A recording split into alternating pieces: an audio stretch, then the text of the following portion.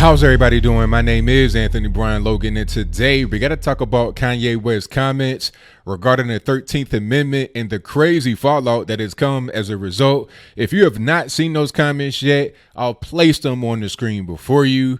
People are really getting triggered about this. They're getting butthurt. They're really in their fifis and their feelings. People all over social media, all over the internets, mainstream, old school media. You have a couple of prominent white liberals like Chris Evans, the guy who played Captain America, and also Lana Del Rey, a.k.a. Elizabeth Woolridge Grant. I'm not really sure exactly what she does. Is she a singer, dancer, whatever? But she apparently is a celebrity. They've had very scathing comments on social media about Kanye. Chris Evans had a bunch of word salad. It was just a way for him to become or feel like he was superior intellectually to Kanye West, but I won't even get into that, so I digress. The whole point here is that people are really offended by what he said, but they don't quite understand the context in which he said it. Kanye West did clarify statements later, and I'll place information about that in the box, but I want to speak on it right now. I want to speak on what he actually meant, and I want to speak on the reaction he's gotten from people. First things first, I knew what he meant from the very beginning. Now, if you saw my video I did about Kanye West at SNL, I said I did not agree with what he said, but the reason why I don't agree is different than the reason all these people who are really upset at Kanye don't agree. First of all, I can agree on certain things and disagree on other things and not hate you as a person. You know, this is called people being different and having different points of view. The reason why I said you should not abolish it is because I agree with the clause in there that Kanye West does not. Let's read the amendment in question and then we'll break it down. Neither slavery nor involuntary servitude except as a punishment for crime whereof the party shall have been duly convicted shall exist within the United States or any place subject to their jurisdiction. Now, what does that mean? That means slavery has been abolished. That was back in the 1860s. But if you are a criminal, if you've been convicted, if you're in a penitentiary, jail, or whatever, you can be a slave. That's why you got people working in there for $1 a day or something like that. It's because of the 13th Amendment. So I knew what Kanye West meant right away. He meant let's take out the part in there that says except as a result of being convicted of a crime. Let's have slavery be totally wiped away.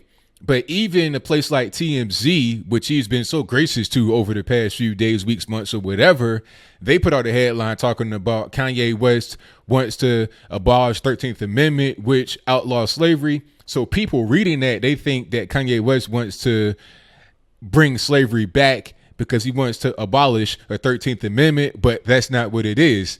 All right. Even a person like Ava DuVernay, who made a documentary about the amendment, which says that you can be a slave again in jail, spoke out against Kanye. You should be supporting the man. But I guess your political affiliation comes even beyond your own personal interests.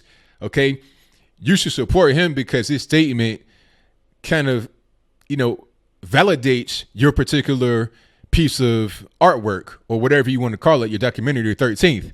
But we see how deranged and crazy liberals are. They'll be so far into their ideology, they'll miss things that will even help themselves. So I disagree with it because I think that the clause should be in there as a deterrent. If you don't want to be a slave again, don't sign up for it. Don't commit crime. Cry me a river. If you want to be out here slinging dope, beating up old ladies or whatever, and then you get sent to the penitentiary and you got to shovel horse manure or press license plates for $1 every 2 days, then so be it. That was your choice to get into a life of crime. Now, that doesn't mean I think everything up under the sun should be illegal. There should be some reform there. You shouldn't just be able to get locked up for just any old random thing. But at the same time, if you're out here committing crime, harming people, harming yourself or whatever, making society more dangerous and you get sent to the penitentiary, I think that clause in 13th Amendment would be good to have in there to prevent you from recidivizing and prevent you from coming there in the first place. If I know that when I get sent to the penitentiary, not only will it be dangerous, but I'll be a slave again. Maybe I won't commit crime. Maybe I'll try to figure out something else in my life. But aside from that particular comment, the rest of what he said was spot on. He was talking about bringing jobs back and bringing jobs people that have been locked up.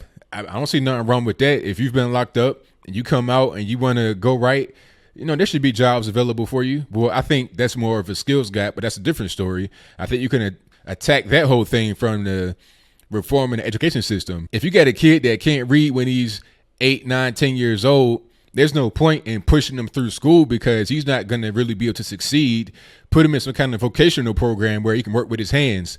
All right. You don't have to be a Rhodes Scholar to work on a vehicle. All you need to know is how to just manipulate certain things with your hands. Maybe you could be a brick mason, a carpenter, working on plumbing, HVAC, and these aren't professions that are just a poor man's thing. You can make plenty of money as a plumber, as a contractor, etc. So I think there should be some reform in education and also reform in the justice system, but abolishing the 13th Amendment or changing it, I don't think so. I think the Constitution is just fine the way it is, but there are other things you can do to improve society. And what Kanye West said on TMZ after the fact, I think he was leaving some kind of diner. He was like, I'm going to open up the conversation, and that's what he's done. So do you think that Kanye West was correct in saying we need to abolish the 13th Amendment, and then later on he said we should amend it? Should it be amended? Should it be abolished? Should it be kept the same?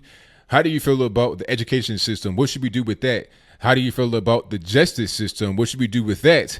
Whatever your comments are, please let me know in the comments below. And that's all I got to say for this video. If you like what you heard, please comment, rate, share, and subscribe. Peace.